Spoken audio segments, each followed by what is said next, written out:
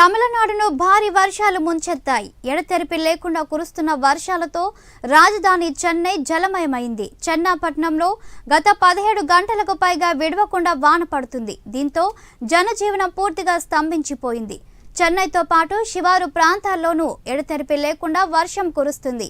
అత్యధికంగా చెన్నై చోళవరంలో 22 సెంటీమీటర్ల వర్షపాతం నమోదైంది. గుమ్మడిపుండిలో 18 సెంటీమీటర్లు, ఎన్నూరులో 17 సెంటీమీటర్ల వర్షపాతం కురిసింది. భారీ వర్షాలకు చెన్నైలోని పలు ప్రాంతాల్లో చెట్లు నేలకొరిగాయి. ఎడతెరిపి లేకుండా వానలు కురుస్తుండటంతో రాష్ట్రంలో ప్రాజెక్టులు పూర్తిగా నిండాయి.